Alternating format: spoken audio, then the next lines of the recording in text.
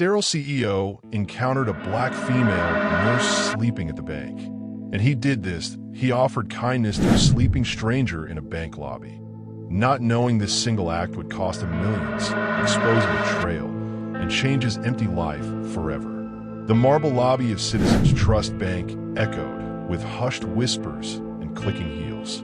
Michael Thompson adjusted his custom suit jacket, waiting for the loan officer to finalize paperwork for his company's Miami expansion. That's when he saw her. Have you ever connected with someone from a completely different world? What bridges did you build across that divide?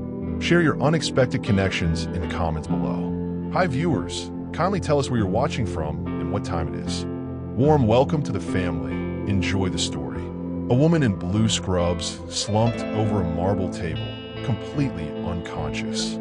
Her dark skin contrasted with the stark white collar of her uniform, a hospital ID badge dangling from her neck. Nicole Johnson, RN. Mercy Memorial Hospital. Michael watched a security guard approach, radio already in hand. Without thinking, he stepped forward. "Let her rest," he said, voice firm but quiet. The guard hesitated. "Sir, we can't have people sleeping in the bank. It's policy." Michael pulled out his checkbook. "What's policy on helping customers?" He moved closer to the desk where a young teller stood wide-eyed. "I want to waive any overdraft fees on Nurse Johnson's account, and I'd like to know her current balance." The teller stammered, "Sir, I can't just..." "I'm Michael Thompson." Recognition flashed across the teller's face. "Yes, that Michael Thompson. Now, please." Minutes later, the sleeping nurse's account details appeared on screen. Medical bills, missed mortgage payments, and a freezing notice on utilities. Michael wrote a check that would cover everything and handed it to the teller. "Deposit this immediately." As he turned to leave, the nurse stirred. Her eyes fluttered open, confusion quickly replaced by embarrassment as she realized where she was. "I'm so sorry," she murmured, gathering her things. "I just closed my eyes for a second after my shift." Michael knelt beside her. "Are you safe? Do you have somewhere to go?" Nicole blinked, still disoriented. "My son. I need to get back to the hospital. His treatment." "Ms. Johnson," the teller called, "your account has been updated. Would you like a receipt?" Nicole frowned. "Updated? I don't understand." Michael stood, suddenly uncomfortable with the tension. "It's handled. Get some rest. Your son needs you at your best." Their eyes met, hers suspicious, his unexpectedly warm. Something electric passed between them, awareness blooming despite exhaustion and circumstance. "Why would you help me?" she asked, voice barely audible. Before he could answer, his phone vibrated. Andrew Miller, his CFO.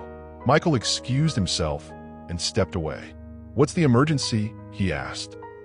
Andrew's voice came through cold and precise. "Board meeting emergency. Your little charity case just trigger nodded. The compliance team flagged your personal disbursement as potential fraud." "That's ridiculous. It was my personal account. You're the CEO of a publicly traded company, Michael. There are rules." The satisfaction in Andrew's voice was unmistakable. "Be at headquarters in an hour." Michael ended the call, turning to find Nicole watching him, the check clutched in her hand. "I can't accept this," she said. "I don't know you. Keep it. For your son." He hesitated, then added, "I lost someone too. Not to illness, but he stopped himself. Some things money can't fix. Others it can. Let me help with what I can." Their fingers brushed as she reluctantly tucked the check away. The touch lingered, unexpected warmth spreading up his arm. "Thank you," she whispered, dignity intact despite her circumstances. Neither realized their lives had already begun to intertwine, or that someone was determined to destroy them both. Have you ever witnessed a stranger struggle and felt compelled to act? Would you risk everything to help someone you've never met? Tell me about a time compassion moved you beyond your comfort zone. Her son's cancer treatments cost more than she earned in a year. His company was worth billions. Yet somehow, they were fighting the same battle against loss. Nicole Johnson hadn't slept in a real bed for 3 days. Between 12-hour ICU shifts and Elijah's treatments, she caught naps in hospital chairs, break rooms, and yesterday, a bank lobby. Rock bottom had a cold marble surface. The elevator climbed to the pediatric oncology floor, each floor number a countdown to reality. Room 512. Elijah's temporary home for 3 months now. Nicole pushed open the door, summoning a smile. "Mom." 8-year-old Elijah looked up from his tablet, face lighting up despite the tubes connecting him to machines. His brown skin had grown ashen, hair long gone from chemo. Still, his smile remained undefeated. "Hey, brave boy." She kissed his forehead. "How's the pain today?" 1 to 10. 6, he admitted. "But the nurse gave me medicine an hour ago." Nicole checked his chart, professional instincts taking over. Leukemia, aggressive type. Conventional treatments failing. Experimental options, all marked insurance denied. "Did you sleep at Auntie Tasha's?" Elijah asked. The lie formed automatically. "Yes, baby. Got a full night's rest." Across town, Michael Thompson stood before floor-to-ceiling windows in his Brickell penthouse. 40 floors up, Miami spread before him like a glittering promise. Behind him, the space echoed. Minimalist furniture, no personal photos, just awards and tech magazines featuring his face. He loosened his tie, replaying the board meeting. Andrew's smug presentation about financial irregularities and personal misconduct. The implication that Michael had broken protocols by helping Nicole. His phone rang. Maya, his ex-wife. Michael let it go to voicemail. The divorce was final 6 months ago, ended by 3 words from a doctor. "You are sterile." Maya wanted children. Michael couldn't give them to her. Simple biology crushed 3 years of marriage. He poured himself a drink, thoughts drifting to the nurse from the bank. Nicole, her exhaustion, her dignity, her son fighting cancer. Something about her stayed with him. How she'd stood straight-backed despite obvious exhaustion, pride intact even when accepting help. The building's security desk called up. "Mr. Thompson, there's a Nicole Johnson here to see you." Michael nearly dropped his glass. When she stepped into his penthouse minutes later, the contrast was stark. Her well-worn sneakers against his Italian marble floors. Hospital scrubs versus his tailored suit. Worlds apart. "How did you find me?" he asked. "Google." She held out an envelope. "I came to return this." "It's too much." "It's exactly what you need," he countered. Their eyes met, electricity crackling between them. Her hand trembled slightly as she lowered the envelope. "Why did you really help me?" she asked. "Because I recognized your pain." The raw honesty surprised them both. Her phone buzzed. "Elijah's doctor." She answered, turning away for privacy, but Michael heard enough. "Insurance denied again?" "But he needs." Her voice broke. When she ended the call, Michael saw the woman behind the nurse. Fierce, terrified, broken, determined. "My son," she whispered. He stepped closer, hand outstretched. "Let me help." Not charity. Partnership. Have you ever connected with someone from a completely different world? What bridges did you build across that divide? Share your unexpected connections in the comments below. While they dreamed of helping others, someone was systematically destroying everything he'd built, using her as the perfect weapon. The Thompson Tech boardroom hummed with tension. 12 executives in power suits watched the presentation unfold on wall-sized screens. Andrew Miller, smooth as polished granite, clicked to the next slide. "As CFO, I must report these irregularities immediately." His voice carried practiced concern. Mr. Thompson's personal transaction with a random bank customer triggered multiple compliance alerts. Michael kept his expression neutral, watching his oldest friend methodically turn the board against him. Andrew and Michael had built the company from a garage startup to a billion-dollar enterprise. Now Andrew was painting him as reckless, unstable, financially compromised. The nurse in question, Nicole Johnson, received funds without proper documentation. Given our government contracts for medical technology, this raises serious ethical concerns. A board member leaned forward. "Is this an isolated incident?" Andrew's smile was razor-thin. "Our audit team is investigating. Initial findings suggest a pattern of emotional decision-making." Michael finally spoke. "I wrote a personal check to help someone in need. Nothing more. And now she's been seen entering your residence," Andrew countered, displaying security footage from Michael's building. "The optics are concerning. The implication hung heavy in the air. CEO paying for sexual favors, covering it up through charitable donations. The perfect scandal. Michael stood. This meeting is adjourned. I'll address these allegations tomorrow with my full legal team present. Back in his office, Michael paced like a caged animal. His phone displayed 3 missed calls from Nicole. He hit redial. Michael. Her voice was tight with worry. Your CFO just called me. Asked a lot of questions about us. About the money. What's happening? He's building a case against me. Using you. A long pause. Will this hurt Elijah's treatment options? Always her son first. Michael admired her focus. No, but I need to see you. Not my place. Somewhere private. That evening, Nicole opened her apartment door, the contrast between her world and his immediately apparent. Clean but worn furniture, faded family photos, medical textbooks stacked on a small dining table. No doorman, no marble floors, just life lived on nurses' wages. My palace, she said, reading his expression. Not exactly your style. It's a home, he replied, meaning it. Mine's just an expensive hotel room. She made coffee in chipped mugs while he explained Andrew's betrayal. The manufactured ethics investigation. The implied scandal. He's jealous, Nicole said simply. You have something he wants. The company? Purpose. She settled beside him on the couch, close enough that he caught the scent of hospital soap and something uniquely her. You helped me because it meant something. Does he ever do anything that doesn't benefit him? Michael studied her. This woman who worked 18-hour shifts and slept in bank lobbies, yet saw through corporate politics instantly. I should have made you my CFO, he joked. Her laughter transformed her face. Michael felt something shift in his chest, watching warmth replace her usual worry. His phone rang at 3 a.m. Nicole had fallen asleep against his shoulder, her breathing deep and even. He answered quietly. Turn on the news, his lawyer said. Andrews leaked everything to the press. Would you defend someone who helped you if it meant putting yourself in the spotlight? How far would you go to repay kindness? Comment your thoughts below. He built technology to connect people across distances. Now he'd use it to expose the truth while the world watched in real time. Morning news shows blazed with headlines. Tech CEO under investigation for financial misconduct. Thompson Tech stock plummets. Mystery nurse at center of scandal. Nicole's phone exploded with media requests.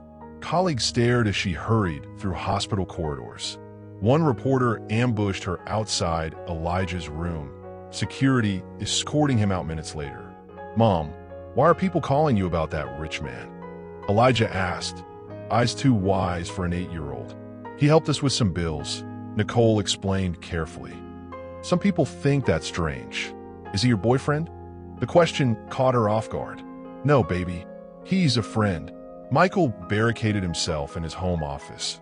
Lawyers and PR teams calling nonstop. The narrative was spinning beyond control. Board members distancing themselves, investors panicking, Andrew giving somber interviews about regrettable discoveries and doing his duty. Michael's phone lit up with Nicole's name. They're everywhere, she said, voice trembling. Outside my apartment at the hospital. Elijah's scared. Fury rose in Michael's chest. I'll send security. Private entrance. Bring Elijah to my place. You'll be safe here. That'll only fuel the scandal. I don't care. I care about you and Elijah being safe. The words came out before he could analyze them. Silence stretched between them. Okay, she finally said. But I have questions about your CFO. Ask anything. Why would he risk everything to destroy you? This seems personal. Michael hesitated. Maybe it is. Andrew's been gambling. High-stakes poker. Offshore accounts. I confronted him 3 months ago, gave him a chance to get help quietly. And now he's trying to take you down first. Exactly. 4 hours later, Nicole and Elijah arrived through Michael's private garage entrance. The boy's eyes widened at the penthouse view, momentarily distracted from his illness. You can see the whole world. Elijah pressed his face against the glass. Nicole pulled Michael aside. I found something. Andrew's been siphoning company funds to cover gambling debts. My friend in hospital accounting recognized his name from charity donations that never arrived. Michael's mind raced. Evidence. Payment records showing money left Thompson Tech accounts but never reached the hospital foundation. Determination hardened his features. Time to fight back. While Nicole settled Elijah in the guest room, Michael transformed his office into a broadcasting station. Professional cameras, lighting, direct connection to Thompson Tech's social media channels, where millions followed for product updates. What are you doing? Nicole asked, returning. Going live. No PR filter, no legal script. He handed her documents. These show Andrew's embezzlement, his offshore accounts, the real financial misconduct. Is this legal? Probably not, but it's right. He paused. You should stay out of frame. Protect yourself. She straightened her shoulders. No, I'm tired of hiding. If we're doing this, we do it together. The livestream counter climbed past 1 million viewers in minutes.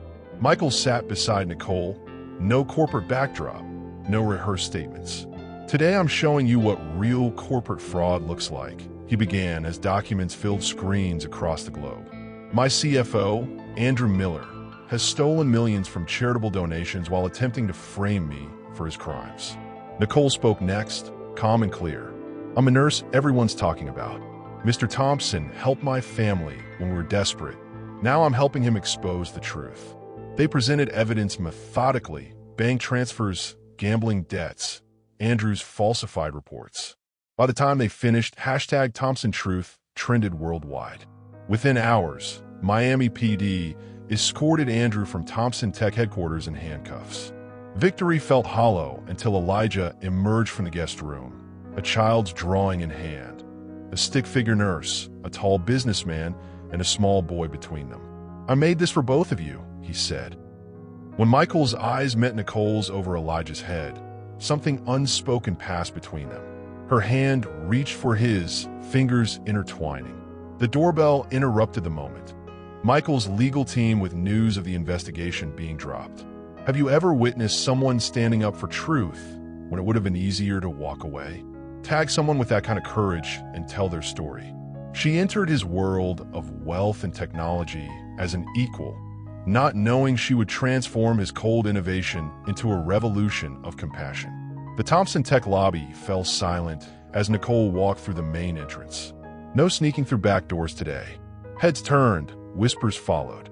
The nurse from the scandal, now striding confidently toward the executive elevators. Inside Michael's office, plans covered every surface. Blueprints, budget projections, medical equipment specs. Ready? Michael asked as she entered. Nicole nodded, taking a deep breath. I've never given a press conference before. Just speak the truth. That's all that matters. The conference room filled with journalists, cameras tracking their every move. Michael stepped to the podium first. Last week, you watched me expose corruption within my own company. Today, I'm announcing something more important. He gestured Nicole forward. I'd like to introduce my partner in the Nurse Relief Initiative. The word partner sent a fresh wave of whispers through the crowd. Nicole gripped the podium edges, suddenly aware of millions watching. My name is Nicole Johnson. I'm an ICU nurse and single mother to a son fighting leukemia. Her voice steadied with each word. 3 weeks ago, I fell asleep in a bank lobby between hospital shifts. That's where I met Michael Thompson. Cameras flashed. Nicole continued, describing the impossible choices healthcare workers face: sleep or childcare, food or medicine, rent or treatments. The Nurse Relief Initiative will build 24/7 wellness centers adjacent to major hospitals, offering sleep pods, healthy meals, childcare, and mental health support for healthcare workers. Michael rejoined her. Thompson Tech is committing $5 million to launch the first center in Miami, with plans for 20 more nationwide within 2 years. Questions exploded from the crowd. Is this relationship personal or professional? How did you convince the board after recent scandals? Is this a PR move to rehabilitate your image? Nicole leaned into the microphone. This partnership began with compassion, not strategy. As for the rest, judge us by what we build, not by gossip. The crowd erupted again, but Michael guided Nicole away, their shoulders touching as they exited. Hours later, After endless meetings with architects and hospital administrators, they collapsed on the couch in Michael's office. Nicole kicked off her shoes, exhaustion evident. "You were amazing today," Michael said softly. "I was terrified. No one could tell." He hesitated. "How's Elijah?" "Stable. Your security team has been great with hospital access." She studied his face. "The board really approved all this?" "After everything with Andrew, they didn't have much choice. Our stock jumped 15% after the live stream. Turns out honesty plays well with investors." Nicole laughed, then sobered. "This center design is missing something." She moved to the blueprints spread across his dining table, their fingers brushing as she pointed to an empty space in the plans. "It needs a place for children, for families." The touch lingered, electricity jumping between them. Something shifted in Michael's expression. "Like a daycare?" he asked. "More. A support center for kids with sick parents or siblings. Somewhere Elijah could have gone while I worked." Her words hung between them, heavy with everything unsaid about his inability to have children and her struggle to save her only son. Michael's hand covered hers on the blueprint. "Then that's what we'll build. What cause would make you brave enough to speak in front of millions? What injustice would push you past your comfort zone? Share your passion below, and let's build something together." In darkness, they finally confessed the truths they hid in daylight. Her fear of losing her son, his knowledge he would never have a child of his own. Midnight turned Miami General Hospital into a different world. Overhead lights dimmed, monitors beeping in hushed rhythm, nurses speaking in whispers as they moved between rooms. Nicole sat beside Elijah's bed, watching his chest rise and fall in sleep. The experimental treatment had begun yesterday, their hope and terror growing in equal measure. The door opened quietly. Michael stepped in, still wearing his business suit despite the late hour. "Board meeting ran long," he explained softly. "How is he?" "Sleeping through the night, for once. The anti-nausea meds are working." She rubbed her eyes. "The doctors say we're running out of options if this doesn't work." Michael placed a coffee in her hands. Their fingers touched, lingering longer than necessary. "You should rest," he said. "I can't. Every time I close my eyes, I see him." She couldn't finish the sentence. Michael pulled a chair beside hers. "Tell me about him. Before he got sick." Nicole's smile emerged, small but genuine. "He collected rocks, ordinary sidewalk rocks, kept them in a shoebox under his bed like treasures." She laughed softly. "He once tried to sell them to neighbors. My little entrepreneur. Smart kid, like his father." Before Marcus left, her face hardened. He walked out when Elijah was 3. Said parenting wasn't what he expected. Michael's jaw tightened. Some men don't deserve what they're given, and others want what they can't have. She studied his face. "You never talk about your ex-wife." The hospital room fell silent except for Elijah's steady breathing. "Maya wanted children," Michael finally said. "I did too. We tried for years. Tests showed I'm sterile." He stared at his hands. "Genetic disorder. No treatments, no options." She left because of that. She said she didn't, but yes. Found someone else within months. Someone who could give her what I couldn't. Nicole reached for his hand. "I'm sorry." "Don't be." She deserved to be happy. His thumb traced circles on her palm. "But I understand loss now. Differently than before." Their gazes locked, something shifting between them. Professional boundaries dissolving in the sterile hospital air. "Elijah will be asleep for hours," Nicole whispered. "And I can't stay here tonight." Hospital policy. The invitation hung unspoken between them. Her apartment was dark and quiet when they arrived. Neither turned on lights as she led him inside, the glow from street lamps filtering through thin curtains. "I haven't been with anyone since before Elijah was born," she admitted, suddenly nervous. Michael touched her cheek. "We don't have to." She silenced him with a kiss. His arms encircled her waist, pulling her against him. Years of loneliness melted as clothing fell to the floor. His expensive suit, her practical scrubs becoming equal in their abandonment. "Is this okay?" he whispered against her neck. "Yes," she breathed, guiding his hands where she needed them.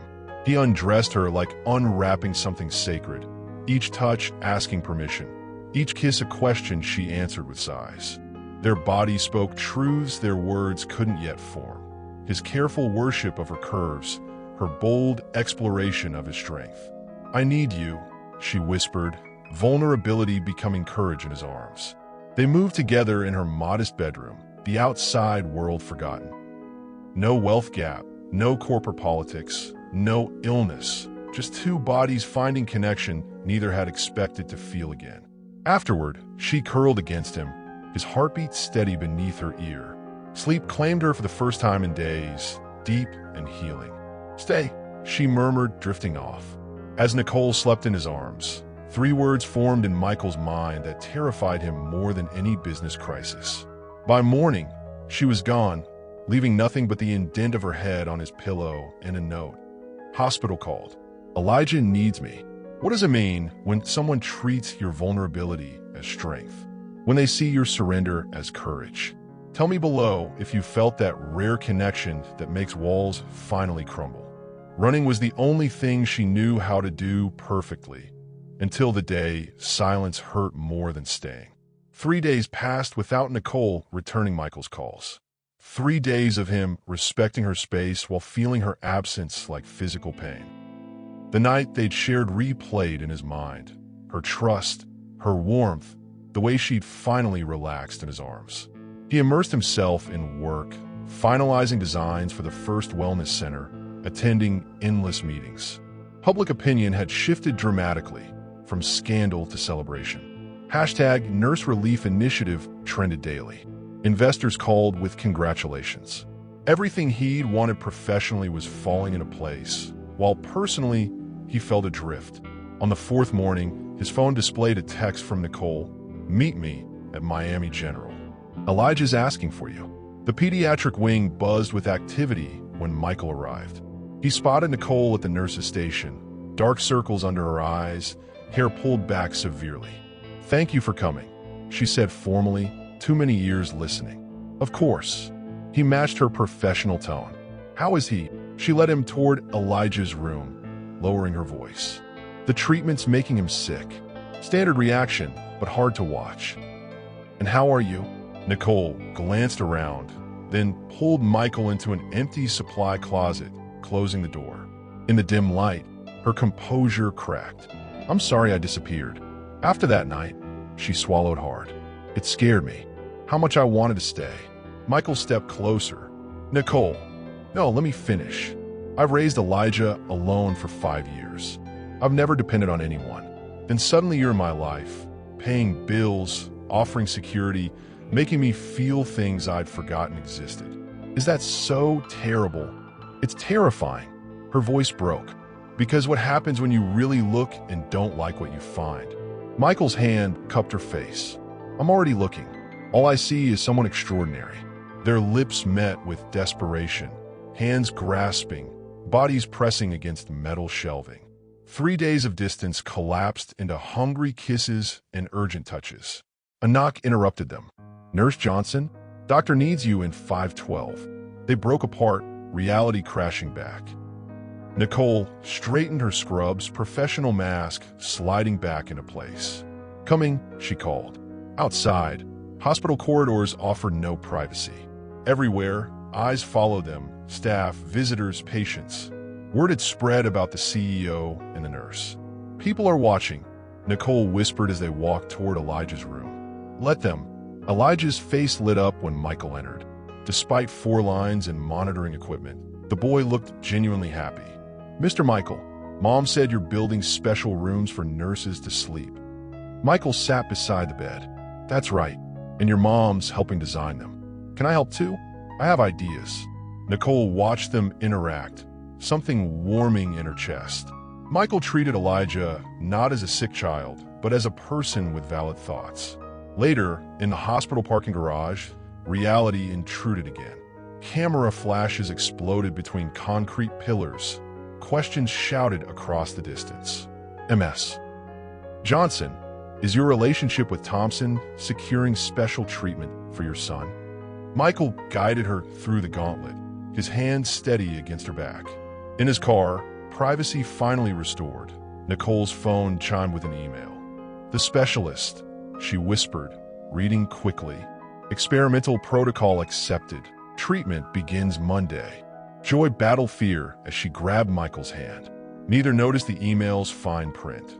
Consent required from both biological parents. How would you handle having your private life splashed across headlines? Would you stand strong or retreat? Comment your thoughts on facing public judgment when your personal life becomes everyone's business.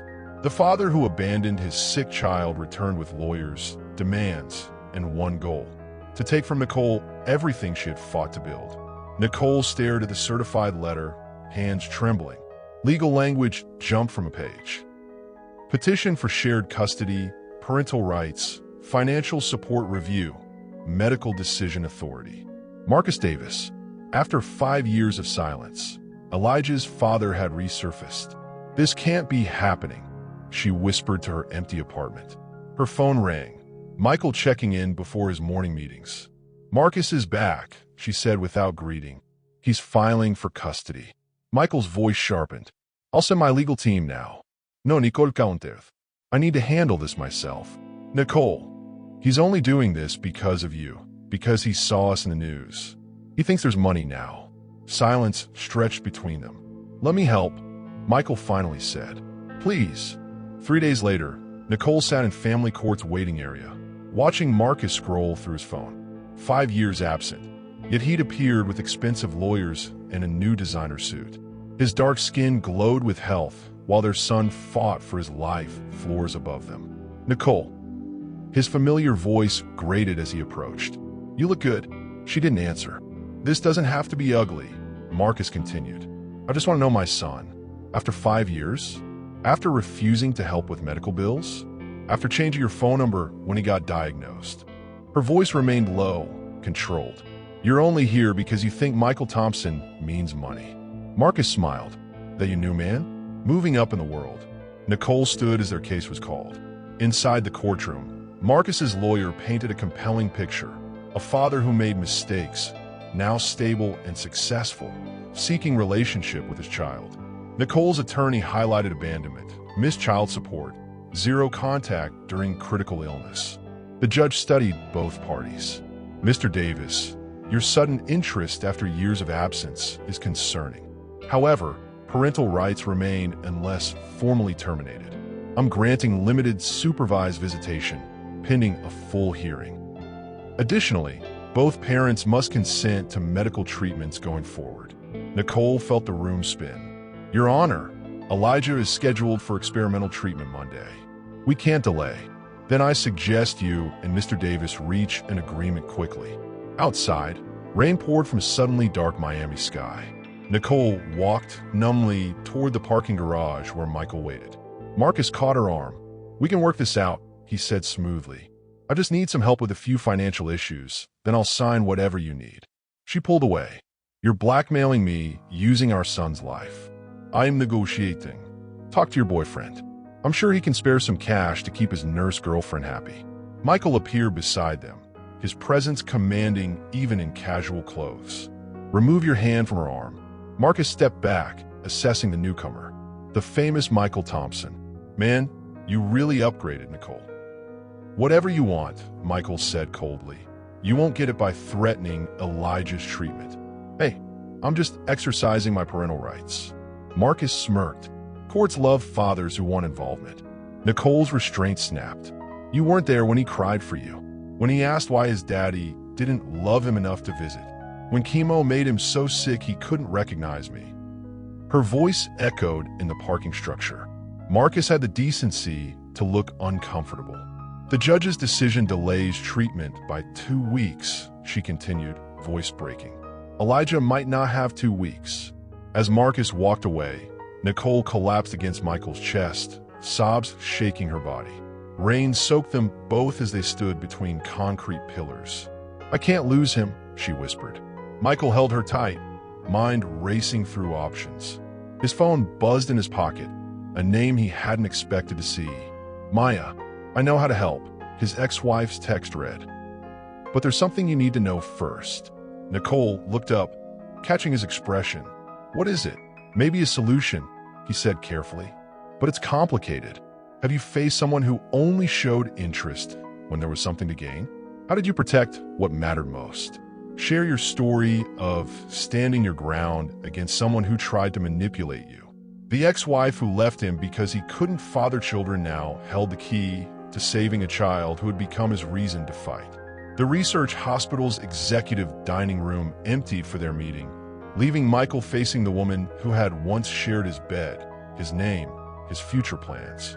Maya looked exactly the same, elegant, composed, medical credentials displayed on the badge, clipped to her lab coat. "Thank you for coming," Michael said formally. Maya nodded, sliding Elijah's file across the polished table. "Nicole couldn't join us? She's with Elijah. His numbers dropped this morning." Maya opened the file, all business now. "I reviewed his case. The experimental protocol at Miami General is promising but limited. Our research program in Atlanta has better success rates with this type of leukemia. Can you get him in? That's why I reached out." She met his eyes directly. "I'm heading the trial now, Michael. I can approve compassionate use exceptions." Hope and wariness battled in his expression. "Why would you help me?" Maya's professional facade softened. "Because I know what that boy means to you. And because I owe you. You don't owe me anything. I left when you needed support most." She closed the file. "This isn't about us. It's about a child who deserves every chance." Michael studied his ex-wife, searching for hidden motives. Their marriage had ended painfully, her affair discovered months after his sterility diagnosis. Yet here she was, offering help. "What's the catch?" "No catch. But I need you to come to Atlanta with me to meet the research team. Today, I'll need to tell Nicole. Just you, Michael." Maya's voice took on a clinical edge. "Hospital regulations for initial consultations. She can join later if Elijah qualifies." The lie hung transparent between them. When Michael returned to Miami General, Nicole was dozing in the chair beside Elijah's bed. She woke instantly when he entered.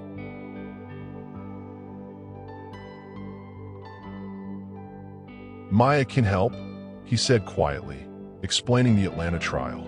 Nicole's eyes widened. "That's the leading research center for pediatric leukemia." "Yes, but I need to go to Atlanta tonight." "Alone?" Her expression shifted, something protective and primal crossing her features. "Your ex-wife conveniently needs you alone in Atlanta." "It's protocol, Nicole. It's manipulation." She stood, crossing to the window. "I've seen her pictures online, Michael. She's beautiful, accomplished, perfect, and we're divorced because you couldn't give her children." Nicole turned, vulnerability evident. "Now she's offering to save my child. That doesn't seem strange to you?" Michael approached her, hands gentle on her shoulders.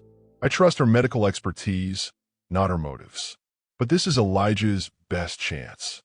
Nicole studied his face, conflict evident in her eyes. Finally, she nodded. "Go, but come back to us." Hours later, as Michael boarded the private jet with Maya, his phone chimed with a text from Nicole. A photo of her and Elijah, the boy's thin face smiling despite everything. "We're waiting for you," the message read. Something twisted in Michael's chest. Possession, protection, purpose. Maya noticed his expression. "She's very different from me." "Yes, yet somehow exactly what you needed." She fastened her seatbelt. Interesting how life works. As the plane lifted into clouds, Michael felt caught between worlds. The polished, familiar past beside him and the messy, vital future waiting in a hospital room. When has jealousy revealed what truly matters to you? Have you ever recognized the depth of your feelings through fear of losing someone? Comment below about unexpected emotional revelations that showed you where your heart truly belonged. She sent him across the country with her son's life and her heart in his hands. Not knowing his ex-wife had plans to reclaim everything Nicole now cherished. Atlanta's medical district gleamed with innovation and old money. Maya moved through the sprawling research hospital with practiced authority, leading Michael through secure doors that opened automatically for her badge. The team's waiting in the conference room, she explained, professional and polished. "We'll review Elijah's case and determine whether he qualifies for immediate protocol exception." Michael nodded, focused solely on securing treatment. In the glass-walled conference room, 6 specialists waited with laptops and medical journals. For 3 hours, they dissected Elijah's medical history, while Michael provided details Nicole had shared. His current treatment is failing, the lead oncologist noted. Time is critical. Maya stepped forward. I recommend compassionate use approval, effective immediately. I'll oversee the case personally. Nods around the table. Just like that, Elijah had access to cutting-edge treatment unavailable to most patients. Thank you, Michael said as the team dispersed. What happens now? Now we get him transferred here. I'll arrange medical transport. Maya, check her watch. The paperwork will take hours. Let's continue this over dinner. Michael hesitated. I should call Nicole. Of course. Maya's smile was professional, but her eyes lingered. I've booked you at the Four Seasons. We can meet in the restaurant at 8. In his hotel suite, Michael video called Nicole.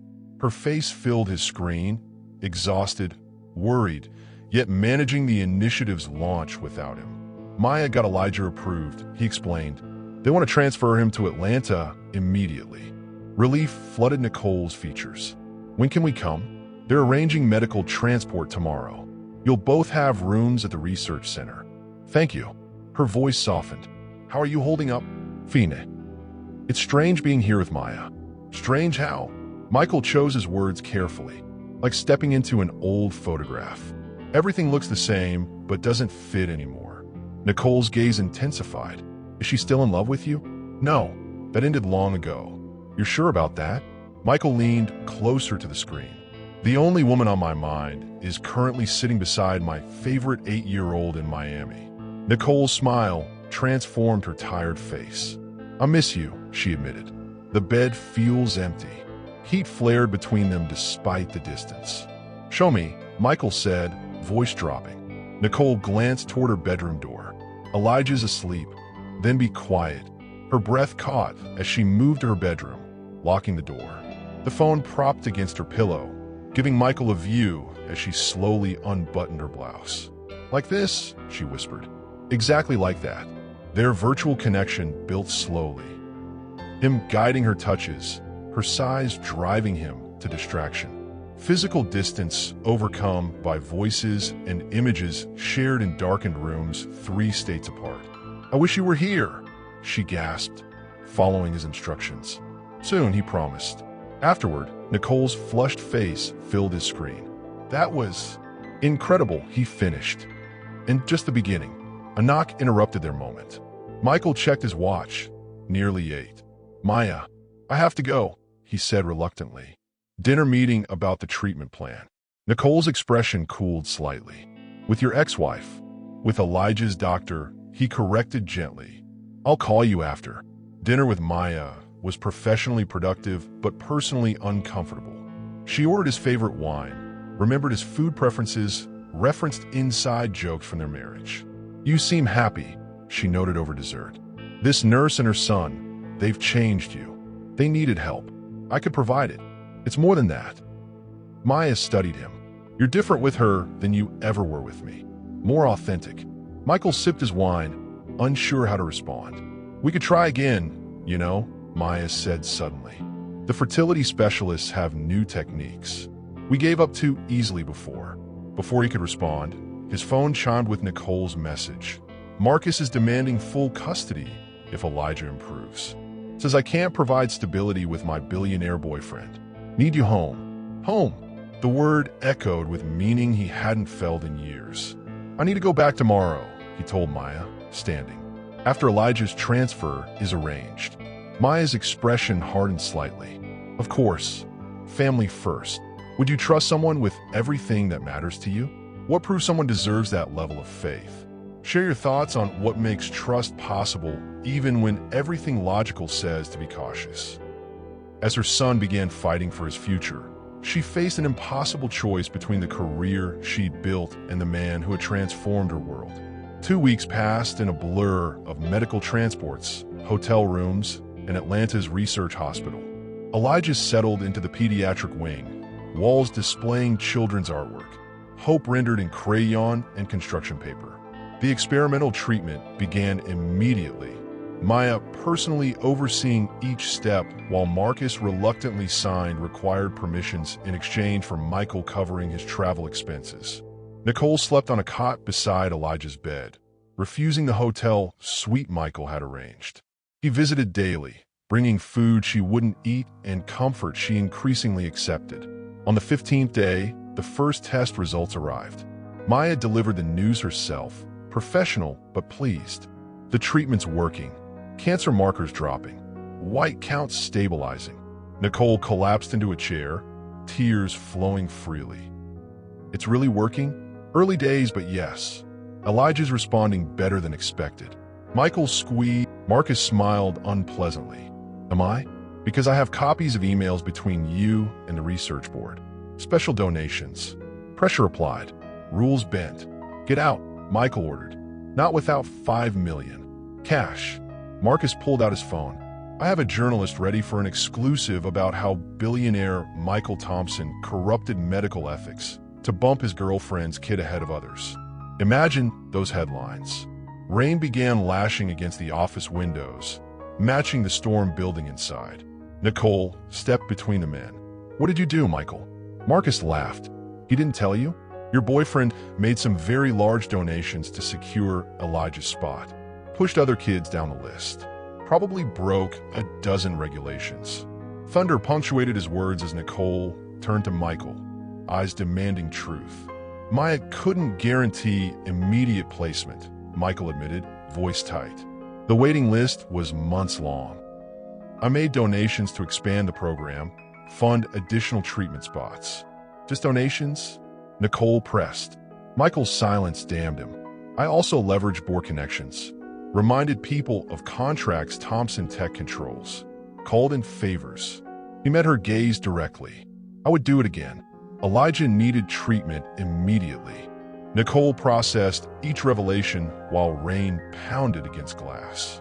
The man before her was both savior and manipulator, his power wielded with good intentions but questionable methods. You had no right, she whispered. Those other children are still receiving treatment. Michael cut in. I didn't take spots away. I funded expansion. After applying pressure, Marcus interjected. My brother-in-law works in hospital administration. He showed me everything. Nicole turned to Marcus, anger rising. And you're using this to extort money? Your son almost died while you were absent for years. Business opportunity. Marcus shrugged. Nothing personal. Get out, Nicole demanded. Now, not without my payment. Michael stepped forward. You'll get nothing. Release your story. I'll counter with the truth. I expanded treatment access while you abandoned your child. Marcus faltered, reassessing the determination in Michael's expression. This isn't over, he threatened, backing toward the door. Yes, it is. Michael's voice remained steady. Security will escort you out. When the door closed behind Marcus, silence filled the office except for rain against windows. Nicole stood motionless, processing everything.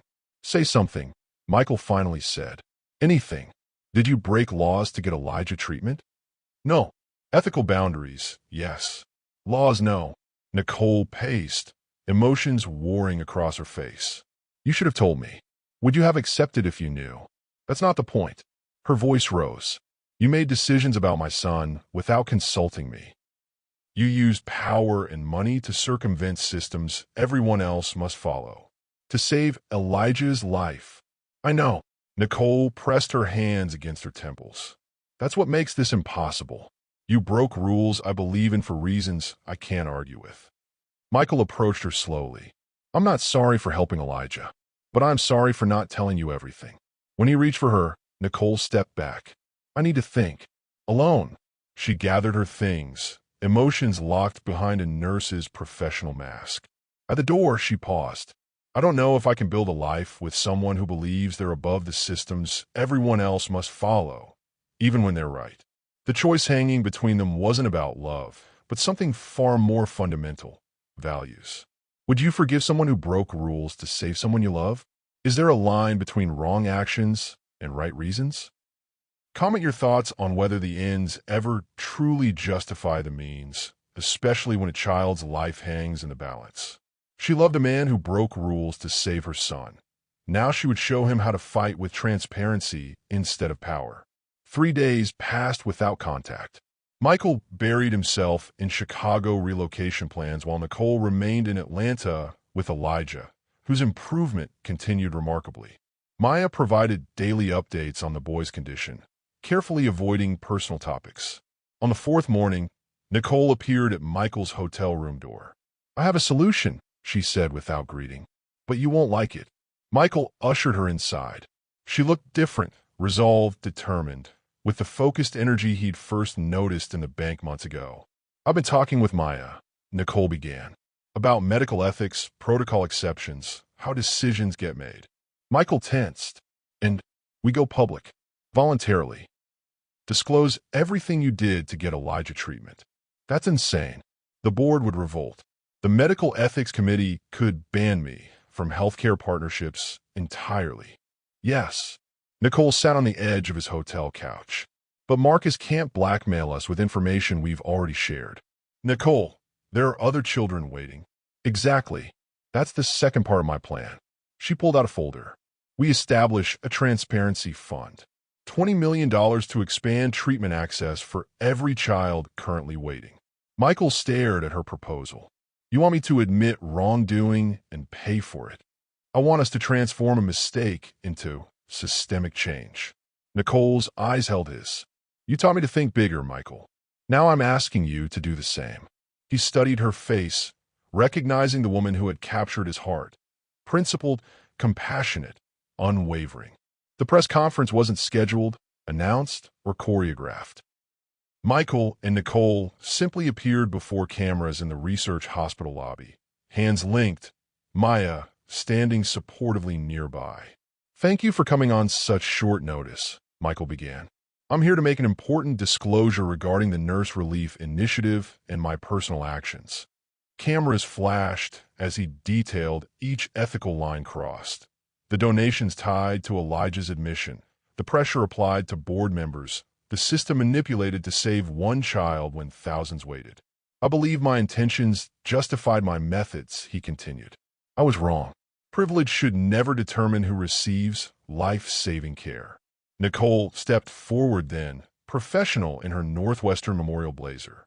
"Today we're announcing the Transparency Access Initiative, a $20 million fund to expand treatment access for all children currently on waiting lists nationwide.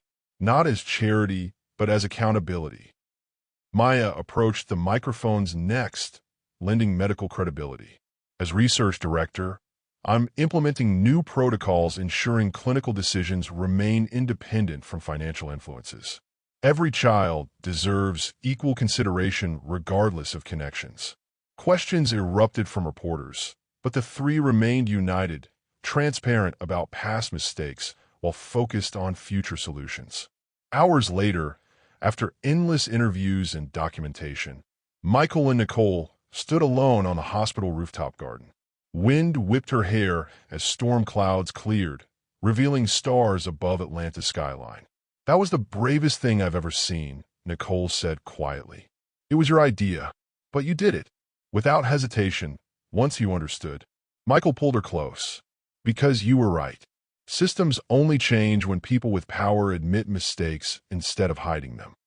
Their kiss held forgiveness and acceptance, the tension of past days dissolving into renewed connection.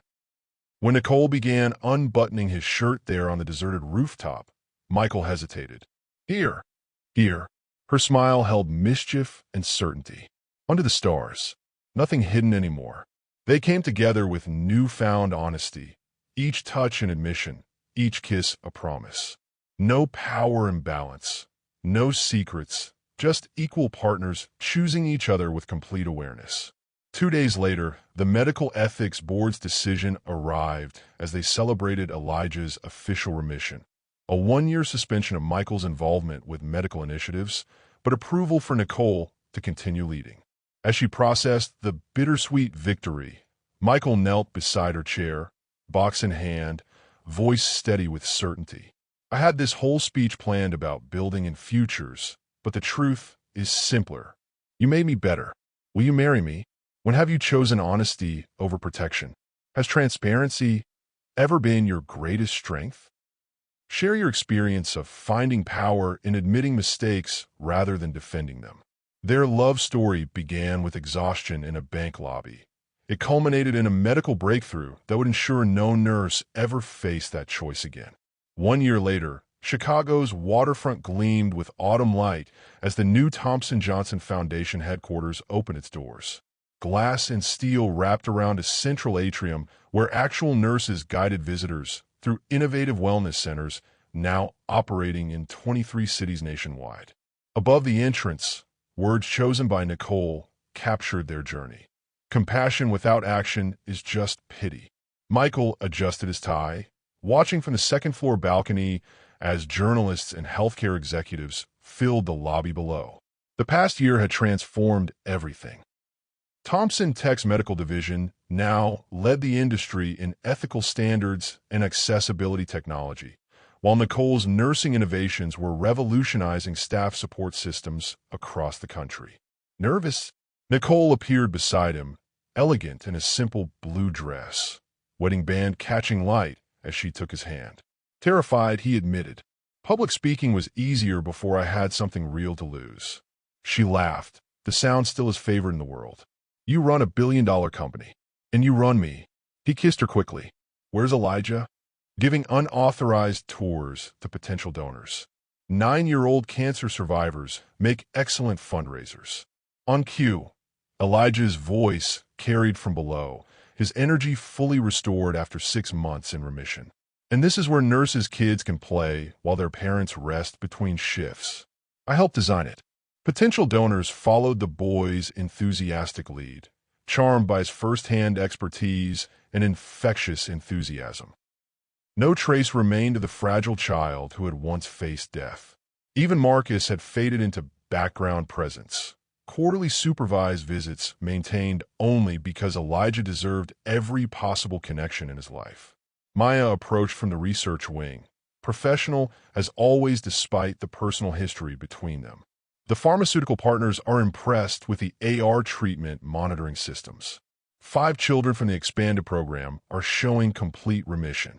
Michael nodded. "Your research team deserves the credit. Partnership works." Maya smiled briefly at Nicole. Their initial tension long transformed into professional respect. "I'll gather everyone for your announcement." When Maya departed, Nicole leaned against Michael's shoulder. 1 year ago today, you found me sleeping in a bank. Best financial decision I ever made." The ceremony began with Nicole addressing the crowd, confident and passionate as she explained how crisis had transformed into mission. Michael watched her with undisguised admiration, still amazed by the woman who had challenged him to be better. When his turn came to speak, Michael abandoned his prepared notes. "This foundation exists because systems fail people every day. Healthcare workers sacrifice themselves caring for others while their own needs go unmet. Patients wait for treatments while red tape determines their futures. Families bankrupt themselves fighting for loved ones' lives." He paused, finding Elijah in the crowd. "We can do better. We must do better." The audience erupted in applause as Michael and Nicole cut the ceremonial ribbon together, officially opening facilities that would support thousands of healthcare workers and their families. Hours later, after the crowds departed, they returned to their lakefront home. Elijah had already fallen asleep, exhausted from the day's excitement. In their bedroom, Nicole stepped into Michael's arms. "We did it," she whispered against his neck. "You did it," he corrected. "I just provided resources." She pulled back, meeting his eyes. "I have something to tell you." Her expression held such mixture of fear and joy that Michael's heart stuttered. "What is it?" Nicole guided his hand to her stomach. Maya's fertility specialists were right. New techniques, new possibilities. Understanding dawned slowly, then all at once. "You're pregnant?" But they said, medical miracles happen every day. We're due in spring. They came together with the familiarity of partners who had weathered storms, yet still discovered new territories in each other. "I never thought I'd have this," Michael whispered against her skin. "A family." Nicole kept his hand pressed where new life grew within her. A medical miracle neither had dared hope possible. "Some kind of family we choose," she answered, and some choose us. Outside their window, Chicago lights reflected on Lake Michigan's surface, a city that had embraced their vision for change. Just like the woman who had once fallen asleep in a bank lobby, too exhausted to make it home. What unexpected path has led you to your greatest joy? Would you have recognized it at the beginning? Tell me in the comments how one moment changed everything for you. And don't forget to like and subscribe for more stories of transformation.